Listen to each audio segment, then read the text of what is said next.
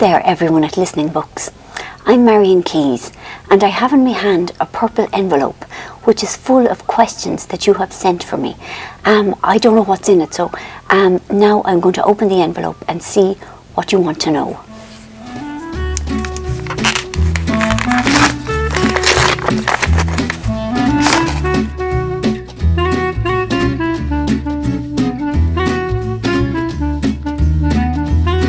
Question 1, and this is from Roseanne, who asks, of your own books, which one is your favourite? I think it's very hard for me to pick a favourite. I think most writers will say that the book that they're currently working on is their favourite, because that's the one that still has the potential to be absolutely perfect. Once a book is finished, I can see all the ways that it has not achieved what I initially wanted. And also, I feel very affectionate about all my books, and I would really not like for there to be one that I loved more than any of the others. But what I often say is that the Mystery of Mercy Close is very important to me because it helped me through a really, really kind of unpleasant period of bad mental health. And it gave me hope that one day I'd be restored to the person I used to be. So I suppose I have a special place in my heart for that book. But I'm fond of them all, you know. I don't think it would be right to pick a favourite one. So I'm sorry I can't give you one. But I would rather feel kind of proud of them all equally.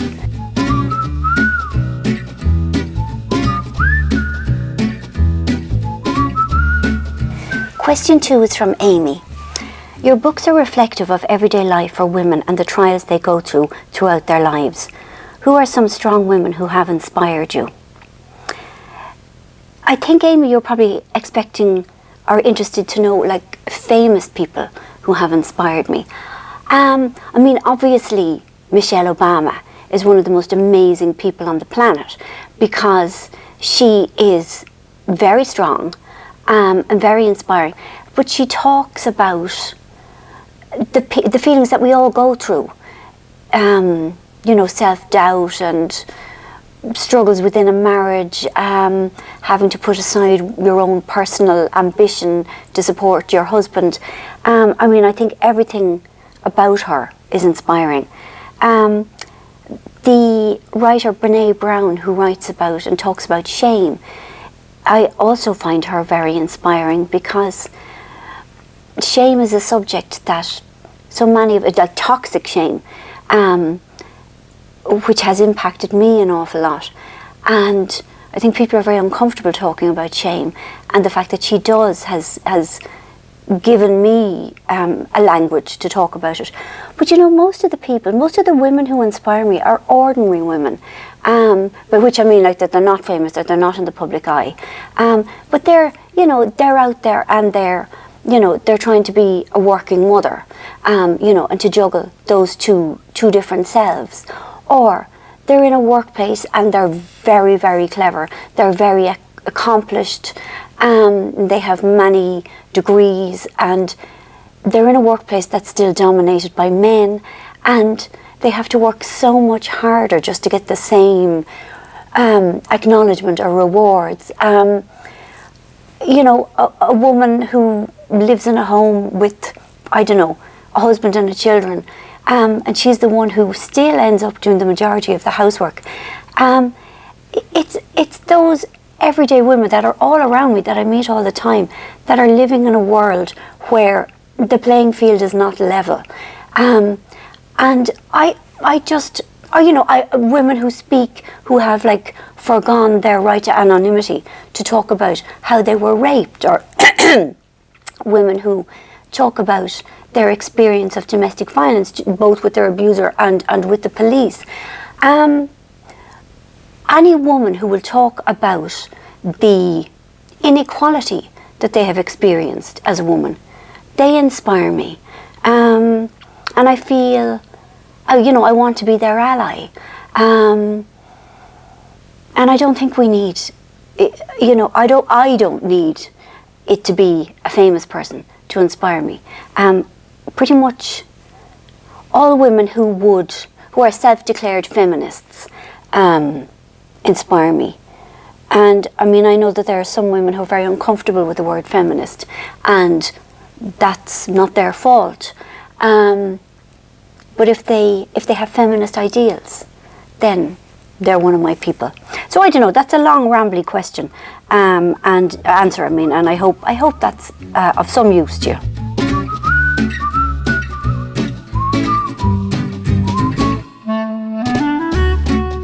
Question 3, and this is from Hayley. Where is your favourite writing place? I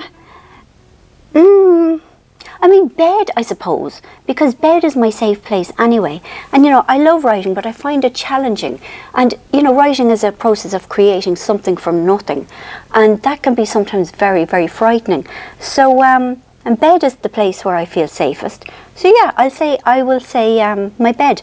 But, like, at home,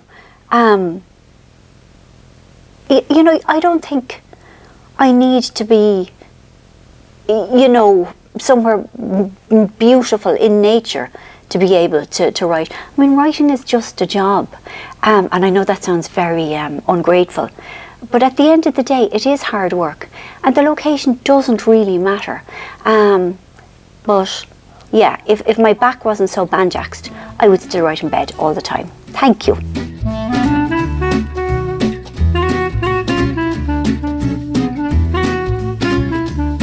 Question 4, and this is from Morag. If I don't have anything current to read, my go-to book is always without fail Rachel's Holiday. Thank you very much. Do you have a go-to book that you adore and return to often? I don't. I have read almost no books twice. There's a couple, I mean, maybe Cold Comfort Farm, which still makes me laugh, and I've read that a good few times. But I have a series of authors that I find reliable and comforting. At the moment I'm going through a real Anne Cleves spell, and it's just so lovely when you find an author and you read one of their books and you love it, and then you discover that they have a massive backlist.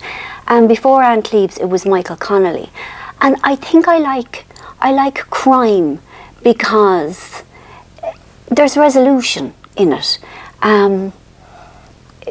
It's trickier with other kinds of books because it could end sadly, but you know, most crime stuff that's published, everything is okay in the end, and I like everything to be okay in the end. So yeah, at the moment it's Anne Cleves, and you know, I have about 2 or 3 of her books kind of in a secret drawer for an emergency. So that's how it is for me. Thank you very much, Morag.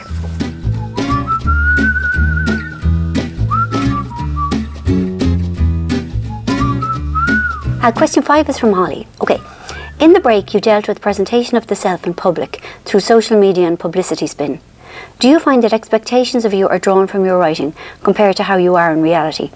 Now, that's a very interesting question because, you know, when I was on Twitter and when I'm on Instagram, I do a short film some Mondays.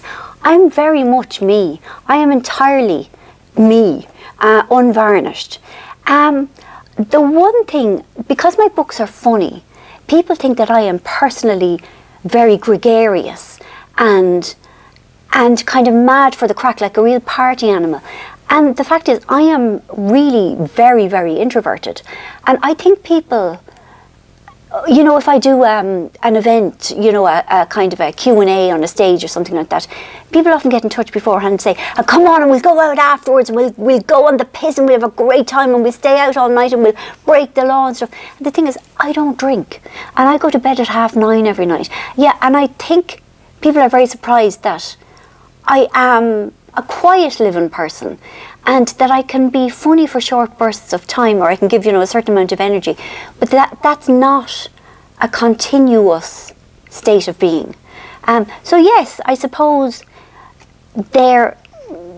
expectations from my books are, and often people have met me and said, I thought you'd be taller. I don't really know why, but obviously I must write more tall people than short people.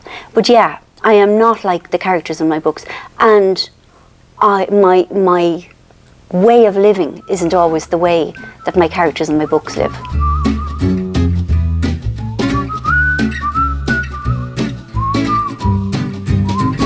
Question 6 is from Joanne. I would love to know where Marian Keyes gets her brilliant ideas for her novels from, apart from her family, obviously. Well, you know, Marian Keyes would also love to know where she gets her brilliant ideas for her novels from, because that is an impossible question for me to answer, and I think for most authors to answer. I think I'm just, you know, I'm interested in people, I'm interested in women in particular, and I'm interested in women in the contemporary world. And so I pay attention to the women around me, the women I know, and the women in the news, the women I read about, and the issues that impact us. I mean, I think it's as simple as that. You know, I wish that there was a website that I could go to, and, you know, Ideas or Us or something like that, where I could, you know, pay an annual subscription and get given 6 or 8 ideas for a novel every year. But no, I can't really answer it. That, you know, the answer I gave about paying attention to people around me, to women around me, is the best I can do. So I'm sorry. That's a question that I'm never able to answer. So sorry about that, Joanne.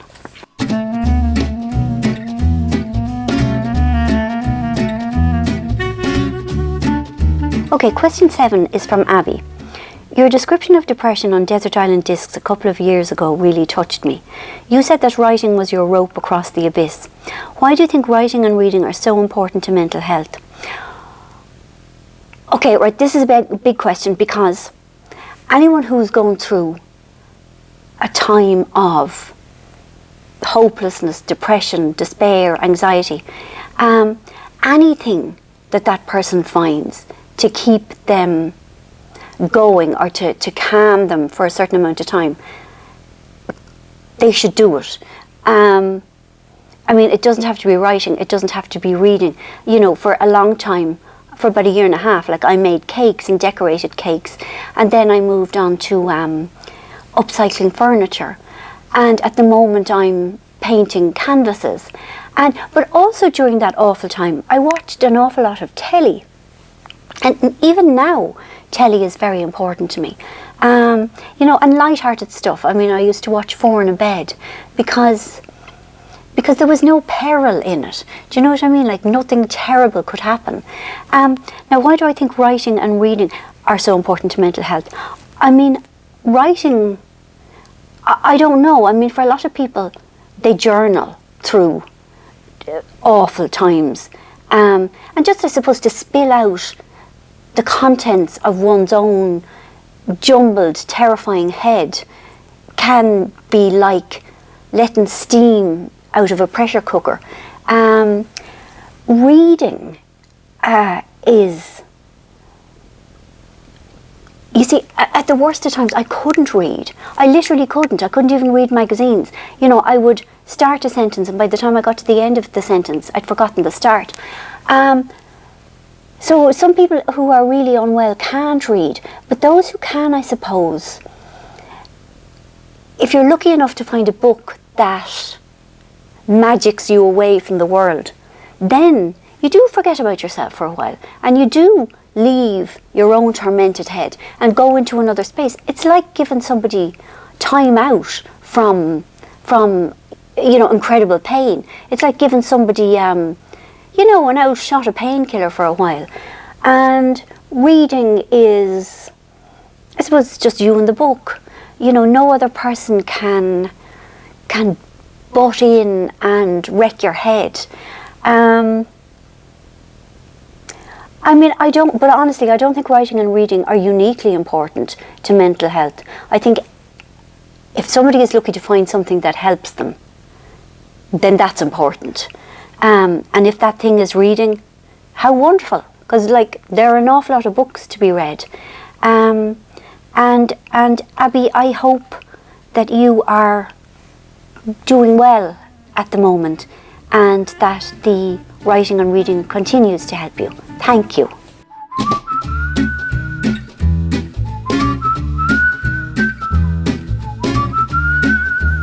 Question 8 is from Jackie. I love watching you on Strictly It Takes Two. Do you have any plans to take part in the future on It Takes Two? God, I bloody hope so. It's starting any day now, isn't it? Like the 21st of September is when the first Strictly show is on. So yeah, like, I mean, I will be pestering Zoe and hoping to be on. They've had me on for the last couple of years, which is really nice.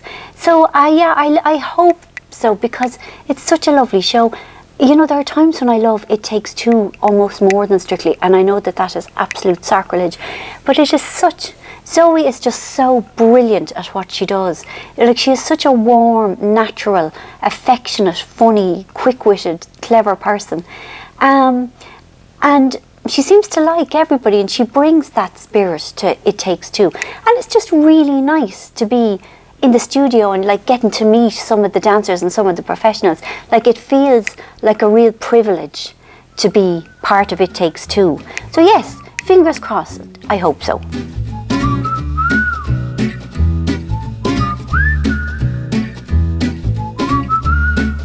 Question 9 is from Sue. How do you think your own struggles with mental health have influenced the way you write? It's funny, you know, when you go through a bout of bad mental health, people keep asking, you know, are you better? You back to your old self. And I don't think if you've gone through something like that you will ever be restored to your own old self. I mean, I am functioning, and at many times I'm feeling really well, but I'm different. I'm definitely different. And one of the ways I'm different is that I get tired so much more easily than I used to. I don't have the energy that I used to. And I don't have, it just, everything takes me longer. I used to be so fantastic, really articulate, you know, and words would sort of crowd into my brain. And you know, it's not just the way I write, but it's the way I speak that has been affected by this. I can't always remember words as quickly. It slowed me down, without a doubt. But that's kind of all. In many ways, you know, I think The Break was the best book that I've ever written. And that was very much post the breakdown. And yeah, it took me a long time, but I suppose that maybe one of the other things is that I am more layered and more nuanced as a person now. And I mean, I always thought I had an understanding of what it is like to feel isolated or odd or abnormal or on the margins. But I suppose I'm more aware of it now, and that I can bring that to my work. And yeah, and that I have more compassion in general. I mean, The Break as a book had no baddies in it. Like, everyone in it, I got their point of view. And the book that I've just finished now, Grown Ups, again, people do bad things, but they're not bad people in it. I have become much more mature about, you know, less black and white about how I view human beings. Everyone exists in shades of grey, and we're all moving up and down that spectrum of, you know, from good to bad, from bad to good. I don't even like those words, bad to good. You know, on some days our wounds will run us more than other days. So yeah, I suppose it's made me more wise, maybe? Wise and slow. Yeah, they're the two ways. Thank you very much, Sue.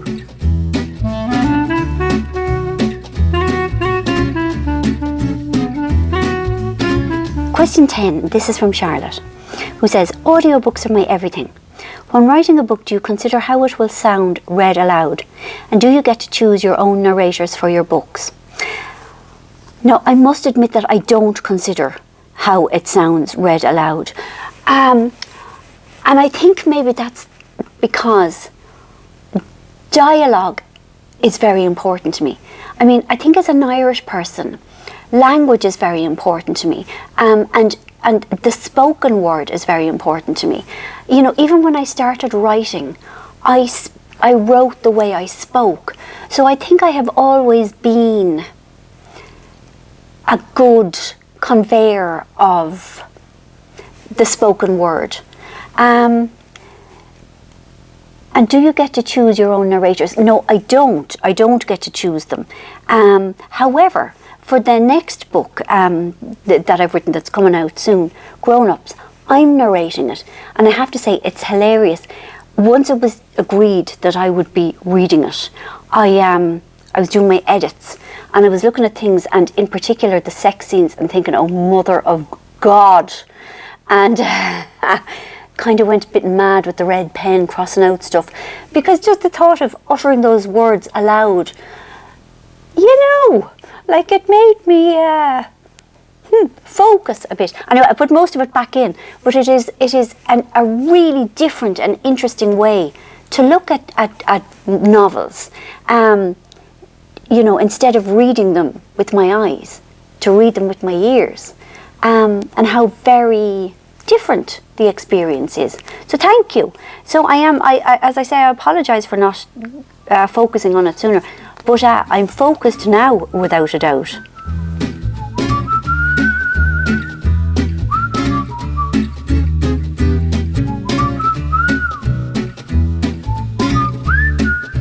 Question 11 is from Paul. What can you tell us about Grown Ups? That's my new book that's coming in February, which I can't wait for. And did you get a cock-a-hoop included?